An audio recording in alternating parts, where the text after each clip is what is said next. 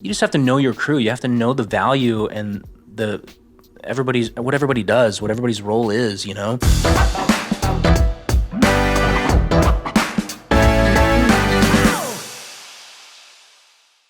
In today's episode, I have Kelly Gunning, production designer that I met on set with my friend Don Broida on a commercial. And Kelly was really awesome on set. He really welcomed me and made me feel welcome as I was just walking around with a soda in my hand, wondering where I could sit. But Kelly, I'd love for you to, tell the audience who you are and what got you into production design. What got me into art? So, okay, when I went to my first year of college, I took a class on set design. It wasn't really set design. It was more like set construction. Mm-hmm. And I hammered nails and built some sets for the theater department. I loved it. It was great. I was studying law. I was criminal justice. I had no idea what I wanted to do. Oh, wow. Shortly after that, I dropped out of college and I got a job at a bank. And I was a mortgage guy for a while. And then, I don't know, I had a million different jobs, but I always loved this. And so I started getting into theater. I started building some theater, and then I got in front of the camera, and I did the acting thing for a while. Wow. So I did a lot of theater back in Minneapolis. And so I built sets in Minneapolis, and then I acted, I did all kinds of stuff. And the theater that I did was kind of crappy, little theater here and there. And so you kind of did everything. You produced your own shows, you kind of did it all. So needless to say, that brought me to Phoenix. Well, I met this guy in Minneapolis that was doing a feature film in Phoenix. Mm-hmm. And I have a lot of family in Phoenix. I kind of grew up there when my mom was a bit of a gypsy, and so we kind of floated around all over the place. And so I knew that I wanted to be in LA. I just didn't really have the money or the resources, or I didn't know anybody. And so I ended up transferring with my company to Phoenix, and I'm like, all right, I'm going to do a 2-year plan. I'm going to work my ass off in Phoenix. I'm going to save enough money, and I'm going to move to LA. And so I went to Phoenix, and I got hooked up with this guy who did a couple feature films, and I worked on them with him. And once I had about, how much money did I have? I had no money. So maybe I had the idea of saving money, but I really didn't. And I had, I think, maybe $800 in my pocket and a Jeep that was questionable to make it across the desert to California. But I took off, slept in that sucker for like 3 or 4 days, found an apartment, got a job at a restaurant, like most people that move out here. And then what did I do? Okay, so I ended up being a bartender at a wine bar, and I met like these French guys, and he hooked me up with this designer guy that did like Cirque du Soleil stuff. Mm-hmm. And so we started doing fabrications. And so he kind of took me under his wing, and we would build all these like custom fabrications for the Cirque du Soleil. And we did a lot of rap parties, and we did a lot of big movie stuff, but it was all just party stuff. So it was all event production, pretty much.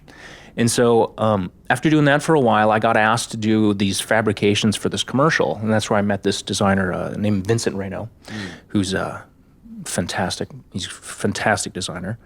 And so he brought me under his wing, and he's like, you're really good at this stuff. You should keep it going. And I started working with him a lot on all of his commercials. And I just kind of worked my way up the ranks. I PA'd, I wasn't in the union. And then I started doing just set dressing, and then I started being an on-set dresser, and then I would art direct small jobs that maybe he didn't want to do, that he would like go, hey, Kelly's pretty good. You can't afford me, but you can afford this guy. He'll work for pennies. And I'm like, yeah, I'll do it. And so I started doing odd and end jobs as a designer, but nothing tangible. More like this kind of stuff, like really like kind of guerrilla, low budgie stuff. I mean, there was times where I would clean out my entire apartment and use all of my personal things to make it, work. So you have to be super crafty. And so I just did that for a long time. And that was pretty much it. And then, I just built up a good workload and had some good commercials behind my back, and I guess that's about it. And you just got off a commercial working with a big client. You've done some really big work. So talk about the the life after the low budgies and how you were able to take your experience from theater and then your experience on low budgies and then what you learn from that in order for you to work on these bigger brands and these national commercials. So I think coming from the ground and not really ever having a budget is a beautiful thing, because you respect everything so much more, and you're so grateful for everybody and everything that comes around. And so now when I work on these multi-million-dollar commercials, it's fantastic because I get ultimate resources. You get to work with whoever you want. I have a great crew, and typically our department is an enormous crew, usually the biggest, and so it's a wonderful change of pace, that's for sure. I consider myself not too spoiled, but maybe a little bit. I think it's great because I remember when I was watching you on set on that commercial with Don, you were explaining to me how you created these sets with the gifts that were in this pyramid and whatnot. It was a Christmas commercial. And I was really impressed on how you were able to take what you had like originally as a mood board or as a sketch or whatnot and create a 3D tangible version of it on set. And so I've always wanted to know from your point of view, like the idea of, pitching something and then building it and then actually putting it in front of camera so it's captured well on camera. How did you find that flow? So everything that you pitched is exactly how it came out in the edit.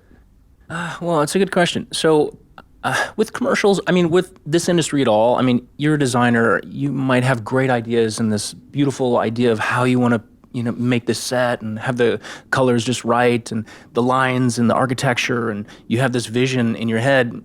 You kind of throw it all away when it comes down to it because you're here for the director, you're here for the story, you're here for the writing. Maybe commercials not so much as film and television, but as that's I love working with Don is he's a director that loves story, and that is a beautiful thing because you can craft each little moment towards the character, towards the story itself. And so in that facet, it's really our vision, he has an idea and I have an idea, and we just get together and talk about it and figure out the best route to tell this story or make this work.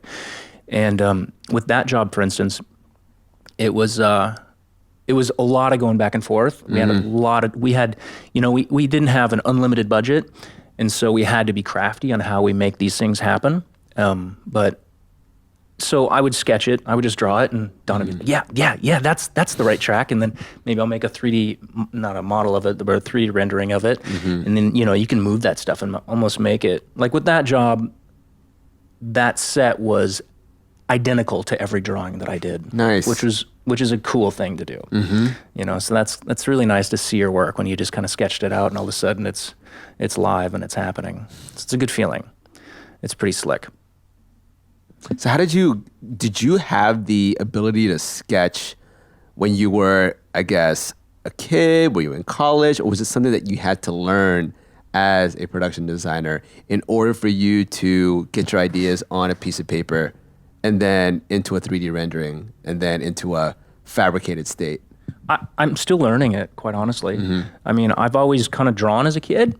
I've never been a great artist by any stretch of the imagination, but I have a good imagination, and I have a good way to explain it and communicate it with it. And so I think it's all about collaboration. And so, I'll take my ideas and then his ideas, and we just work together. And so it's finding that rhythm, that tone where, everybody's on board, the agency and the clients and the director, and we just create a beautiful little way to pitch this, this plan of attack. Love it. Because we talked about this beforehand, the idea that there's a lot of cooks in the kitchen, right, when it comes to commercial production. And so as a creative, you have to basically work with other creative minds and sometimes just business minds, people who just want to get the overall, I guess, production budget executed and not over budget. And there's people out there who want to get everything on brand with other types of marketing out there. How do you navigate through the world of different creative minds in one project? Is it something where you are open to collaboration? Do you hold on to certain elements? in your original design? Like, how do you navigate through that world? So you have to release all ego. It really has no place in this business, because there's so many people involved. It's a collaboration of numerous people. Like, even I work out what we're gonna do between the director and I. I have my team, and so I have my set decorator. I have all of my people on my side that have input just the same, and so I have to value and acknowledge that they took a huge, they were a intrinsical part in moving this forward. And so it's a collaboration of all of us. And so, everybody kind of has an idea, and, you just kind of move things forward. And as long as it's staying on the right track, you got to be flexible. You might get to set and you have this fantastic plan, and everything's there and it's all set and it's exactly what we talked about, and it looks exactly like the rendering, and everybody's happy and the lens is up, and he's like, maybe we should get a different couch. Do we have a different lamp? Can we change that wall color? And so you always kind of have a plan B in the back of your head. Like, yeah, absolutely. I got that. Let's go. And then I have a crew of guys. They got something in the truck. We got this. We got that. Nice. You try to change it, make it happen, make everybody happy. And so you can't be the guy who's like, nope, that's what it is. You have to be flexible. You have to be able to, think on your feet and figure out a solution that'll work, because shit changes, man. It's always, there's always a wrench in the spoke. There's always some weird little idiosyncratic fumble that shakes up the tree. And so you have to be ready to make it work. Whatever, or whoever's saying anything. So true. I remember when I was producing short films, you would produce the crap out of a short film. I would have 3 producers. We'd have everything, all I's dotted, T's crossed, and everything was good for the day of the shoot. And then all of a sudden, somebody shows up late. Someone's allergic to something that he didn't tell anyone. So crafty, didn't know. A lens breaks. Something will happen. And it's almost the flexibility, the adaptivity, the ability to adapt to these situations, and also creativity, to be able to have a creative solution to creative problems. Because I think that's what we're doing when we're creating these videos and creating these commercials, is that we're just making ideas and turning them into reality. And when something goes wrong, funny enough, the creativity that went into that idea is going to go into that solution. And sometimes that solution turns out to be a better idea than the original idea. When it comes to sometimes with interviews for me, or even when you're shooting and you look at the dailies and you realize that one shot that you thought wasn't the greatest shot, it actually looks great just because of the way that the subject looks or the reaction. So my question to you is that when you are dealing with a lot of, I would say, a creative mind, and as a leader, how are you able to lead a team? Like, what is kind of your mantra or advice for other production designers when you're leading a team of creatives to execute your vision? Be a nice guy. Yeah. Communicate. You just have to know your crew. You have to know the value and what everybody does, what everybody's role is, You just have to work well with others, man. That's what it boils down to. That's it. I mean, you have a lot of people. You got to be able to keep everybody busy, because I'll work a job where I have 15 guys that are standing there. And, that's could be on the smaller side. And we have 5 trucks out there that are 5 tons full of crap. And, every job is different. There's always something new. That's kind of the beauty of this work, is that you walk in there and you might expect something, but I think you'll learn that you should lose all those expectations, because who knows what kind of wackadoo is going to happen out there. And so, I have a pretty good crew. There's a couple crews that I like to work with traditionally, and so it's all these guys that know me. We all kind of grew up together in this world here. Nice. And so they know how I work. I know how they work. We can kind of communicate, without having to use too many words, and it just gets done. But in commercial, I think commercials are a lot different than anything else. You're selling a product first and foremost.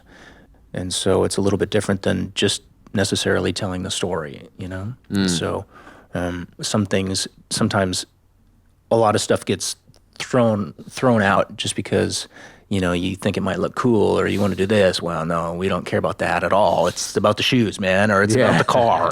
Get rid of that, all the other ideas. It doesn't matter. We're not even going to see it. And so that's kind of a funny thing. Like you'll come in and we'll have, all right, here's this, we have to dress this huge set. And you do, and you dress it like 360, so you're ready for everything. Yep. And then you get there and you only look into this little corner right here. And then you're gone, on to the next location or whatever the case is. And it's like, oh my God, what did we waste all this money and all this time? And we prepped this house for 3 days. And now we get here and we're gone. We're out of here? Okay, let's go.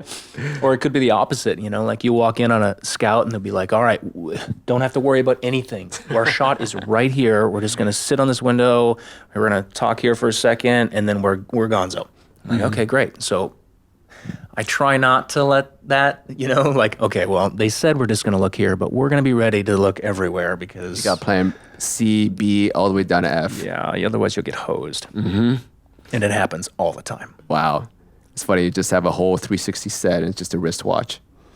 Yeah. Yeah. So how about when you were saying that you started off as a lawyer, actually, and, studying law, and then you got, into, I guess, creativity later on in your career. Did you always feel like you were a creative person, or was this something that you found as you were working, building sets, and then hopping onto, in front of the camera and whatnot? So let's be clear. I was not a lawyer. Okay. I took a couple criminal justice classes. I thought I wanted to be a lawyer. Oh, there you go, yes. I had the intention of maybe studying law, like getting into that world. But once I took a couple classes of it, I was like, oh my God, this is not for me. I'm out. But I love the idea of it. Needless to say, my mom bought me a camera that was a VCR. Got you. And it had a cable. It was no battery. And so I had an extension cable and you drag it around, but it had a cord for the camera, and you'd have to carry the VCR because the cord of the camera to the VCR was only like 4 feet or something. I remember these. And so I'd carry that sucker around and film stuff. And I would make like these little claymation shorts, and I would edit back and forth from VCR to VCR. So I had no resources. I lived in North Dakota. I didn't have anybody that did anything like that. I was just kind of making it up as I went.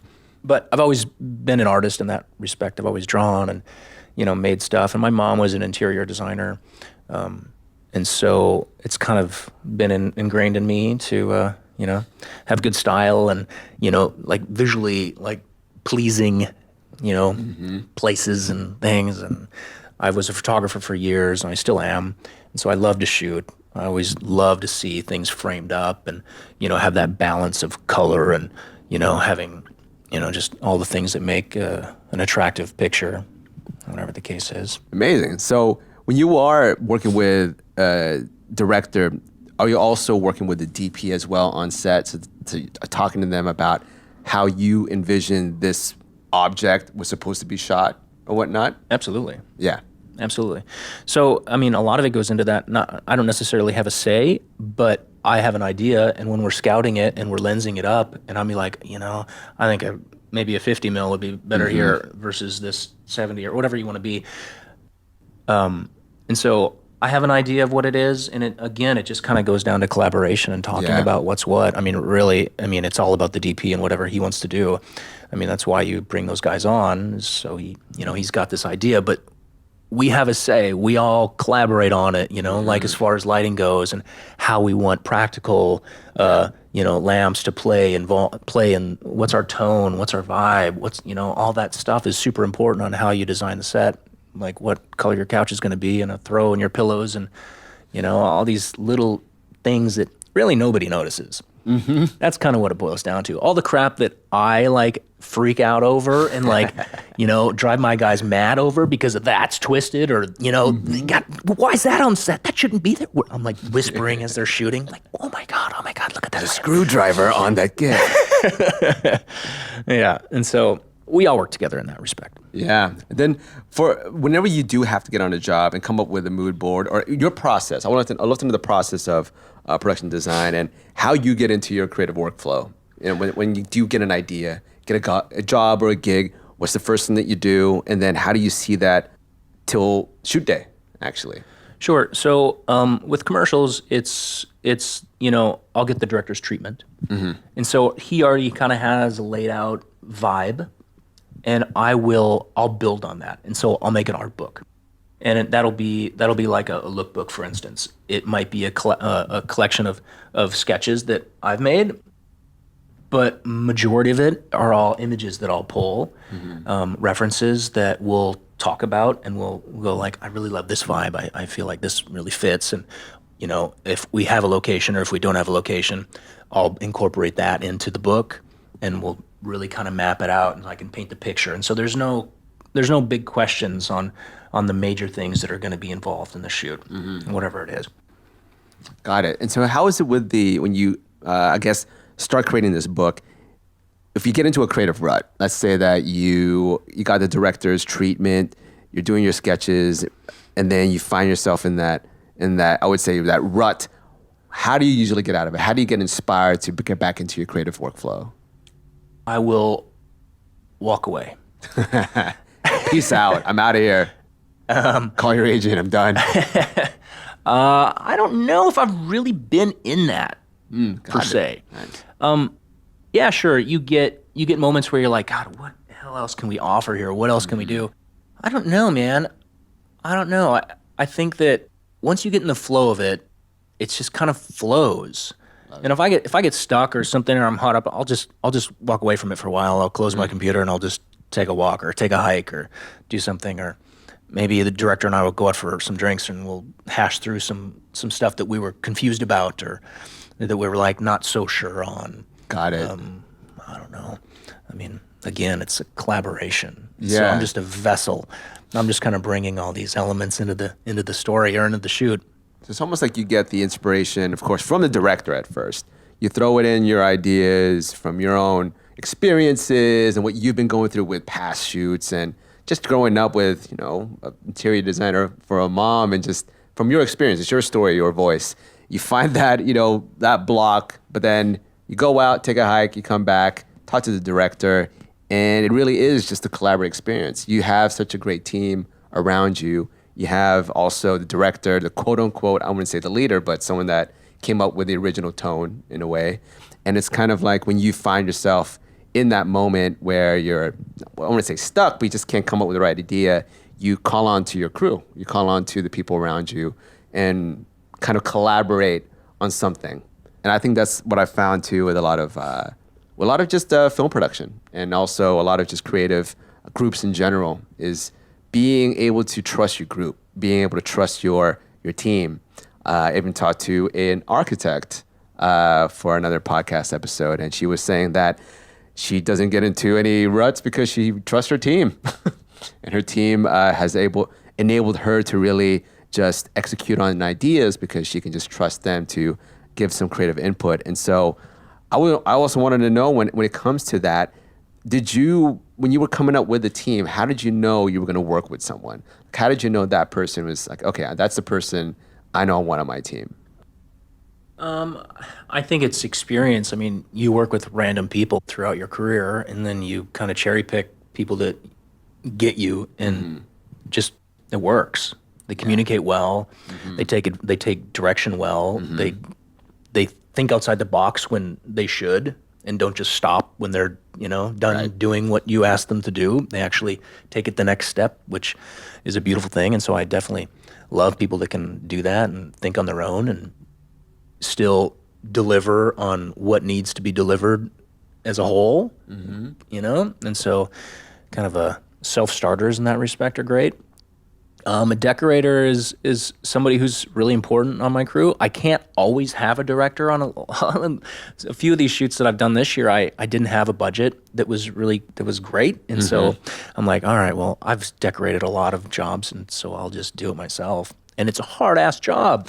Set decorator is an amazing person to have, and somebody that really gets design and like in history and really understands the story and can go and find all these things, because that's the hardest part, is resourcing all these elements that you want.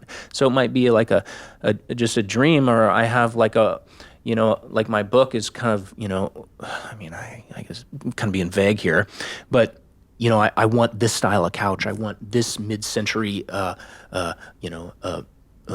ottoman, or I want, this kind of table. I have like these little ideas, and I'll maybe sketch it out a little bit, or I'll find a picture of one, but it doesn't exist. It's a custom-made thing.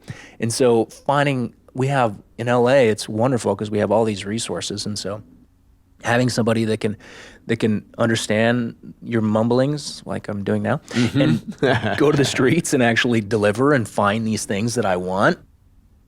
It's so hard. It's so great. And having that person that can do it on a drop of a hat, because in commercials, we don't have a huge pre-production. We might have a few days to prep. And so it's a hustle, and so everybody's hitting the streets. And so to answer your question a little bit, going back, when you hit that rut, every once in a while, I'll either watch a movie that's kind of in the vein of what I'm doing, or I'll go to a museum, or I'll go to a store or something, like some stores that I love that are kind of in the vibe of what I'm trying to do. I'll go there and just look for inspiration, or I'll go walk a prop house.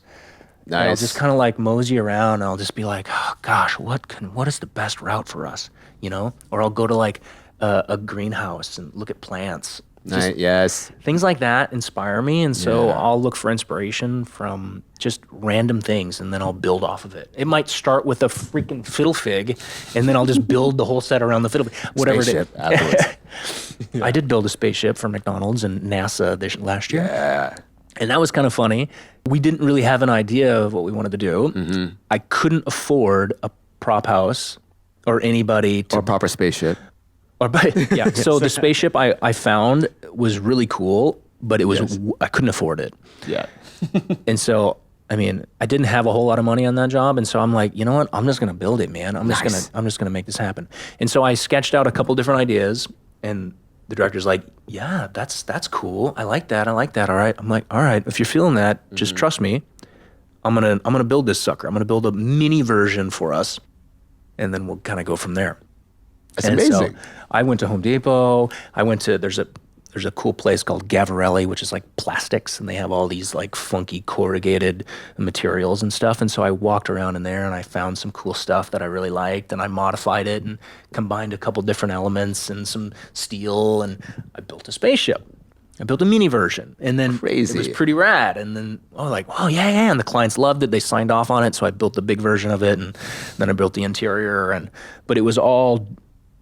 I had no idea really going into it what I wanted. I had an idea of what I wanted to do, but I didn't really have like I didn't have a prop builder, like a proper like set crew to like build these things for me. I had to do it all myself. And so I literally just in my garage, I just went and made shit happen. That's cool. There's a couple like there's a place called Apex, and there's a couple like they have like old astronaut or like old crap from movies and like a bunch of electronic parts. And so I just like took these wires. It was kind of a crackheady sort of approach, but it made it work. It looked beautiful. Everybody's super happy. So that's amazing. So first off, you made a spaceship. Let's put a motor in that thing and go to Mars. Let's make it happen. When you work in that space of creativity, it's great because it was from, I want to say scarcity, but necessity. And from a sense of, I have to make this work. I don't have a budget for a huge team, but I'm so inspired at this moment, I'm just going to make it happen. And you made it happen. And because of that, you were able to create an authentic piece that was approved by the client. And then all of a sudden got into the commercial. And yeah, it was the whole part of the commercial. Yeah. The whole idea was that. It's outstanding. And having that I couldn't afford the right people to make it happen. When I was kind of coming up, I built a lot of stuff like that, and I missed doing that. And as a production designer, you're really not allowed to do that kind of stuff. Yeah. Like it's really frowned upon on the union. They're like, no, that's not your job. And if we find out you're doing that job, you're going to get grieved. And if you get grieved, it's a problem. So you have to hire the right people that are in that union to make it work. And so I didn't really do that. It's okay. It's past. It happened.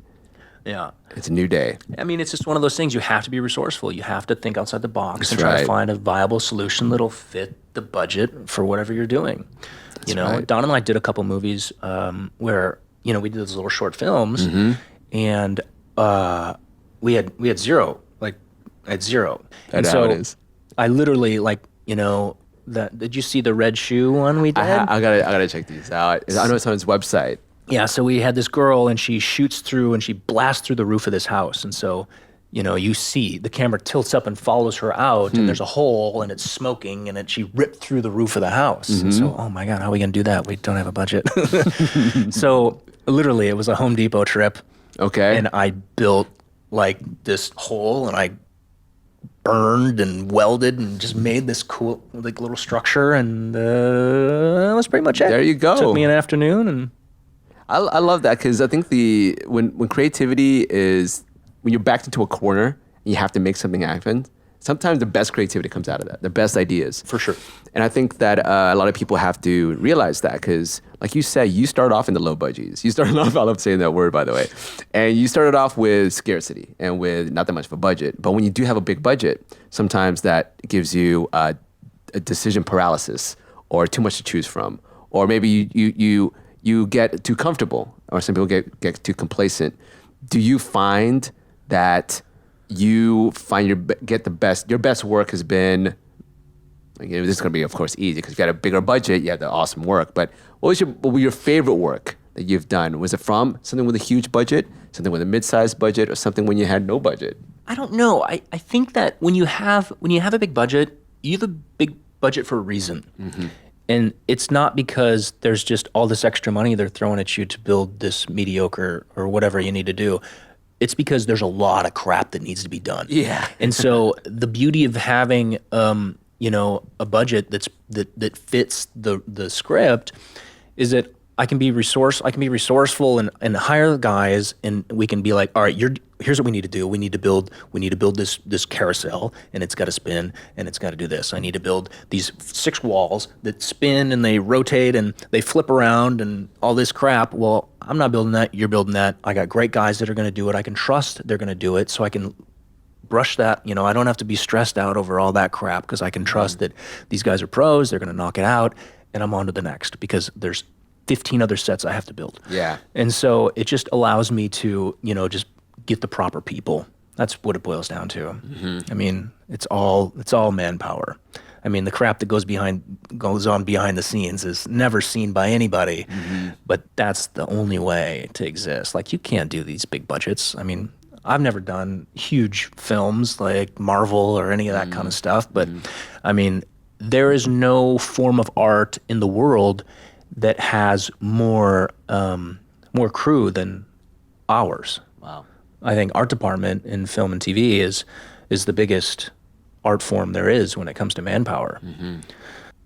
Don't quote me on that. Yeah. But I think you can quote me on that. Yeah, I think so. When you are into, when you and your crew are out there, you're building stuff. You're also, doing these sketches or whatnot. Your creative workflow, and you get into your flow state. What do you like to do? Do you turn on music? Do you like to just get in the zone and just do it all in silence? Or is there something that's particular that you like to do to get into your flow state?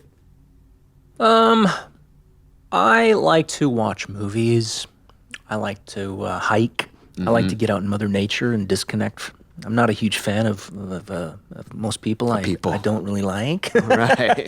So I like to get away from everybody so I can have my own little world. I play hockey a lot. I grew up on the ice, and so that's a good escape for me, and it kind of helps clear my mind a little bit. And I find when I do that, especially if I'm stressed out over a big shoot, it's the only thing that I can do where I forget about everything that's going on. And so it allows me to kind of, take a beat and then come back with some nice fluid thoughts that are nice and clean and make sense, I suppose. I like that. I think it's always the idea of being outside of the actual or being away from the actual creative project and idea itself and getting inspiration from other things and turning your brain off. That's usually when the ideas come flowing in. Mm-hmm. Thanks, by the way, Kelly. I know we have to get going so that you could, enjoy your beautiful sunny day. But before, I go, and I'd love to, tell the people where to find you, how to see your next projects, and, any last words to the aspiring production designers out there who are trying to make it in this Hollywood or in the commercial world. All right. Well, where do I start with that? question. To make it in this industry, it takes time, and you have to value that time. And I think that it's a difficult industry because it's all about experience. And to get that experience, it's kind of tricky because you can't get the experience unless you have experience. Yeah. Like trying to get in the union. You can't get in the union unless you've worked union jobs, but you can't get a job in the union. It's like, what's a total catch-22. Right.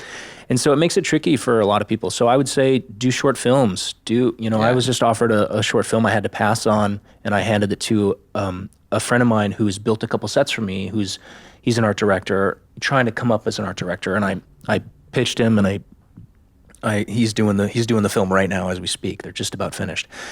So I think it's about finding the right people that believe in you, that know you do the great work, and just keep on hustling, man. Just gotta kind of keep on doing it. Love that. So what can we expect from you next? Any new spaceship projects coming out? No new spaceship projects. I'm not allowed to talk about any of the projects that are going on until they come on. But I need to update my website, I suppose. I got a lot of commercials that I haven't put on there yet. Got it. KellyGunningFilms.com is my work. I've done mostly all commercials. I've done a couple short films. I art directed a horror western years and years ago. But I'd love to get more into features and more into storytelling and more into really diving into designing for the story and for the characters themselves. I really enjoy that. I think that's kind of what it's all about for me. And I've kind of got away from that a little bit with just branding and just doing like big brand commercials and stuff, which is still lovely. It's super fun to do. And once you find the right people and the right director and the right, crew, it's a lot of fun. It's so much fun. And it's always changing. That's the beauty. If I was in a cubicle, I'd probably kill myself. I think all of us creatives would. Yeah. Unless the cubicle was a color correction, color grading suite with a incense lighting and water running. But Kelly, thank you so much. Really wanted to say thanks for imparting some really great words of advice for a lot of people out there who want to become production designers, and also for me as a creative to know the creative workflow of the art department, to really appreciate the art department, because I think it doesn't get as much attention or appreciation as it should, because I think that people put a lot of the attention and value on the director, the producer, or the writer, or the brand itself, but not on the art department. And what you do is what is on the frame. And everyone who watches the commercial, everything that you see on the frame, sometimes it's a built-out set, and Kelly and his team are those people who do that. Yeah, well, art department is first in and last to leave, always. You bust your butt, man. So everybody on your next shoot, you better give your art director and your production designers and everyone in the art department a big hug, some cookies, some coffee, and some love, because they've been on set all day. But thank you so much, Kelly. Appreciate you. And check out KellyGunningFilms.com, and you're going to see a lot of his work coming soon on TV. Cool. So stay tuned. Thanks, man. Thank you. Thank you for listening to the Creative Haven podcast. And if you dig it and like what you heard today, please give us a nice review and rating and share it with one of your friends that you think needs some creative inspiration. You can always find more content and resources at thecreativehaven.com, and hit me up on Instagram at Mitchel Dumlao. And if you want to reach out, collab, or ask any questions, you have my permission to slide into my DMs. So keep positive, continue to learn and hone your craft, and create all day. Salamat.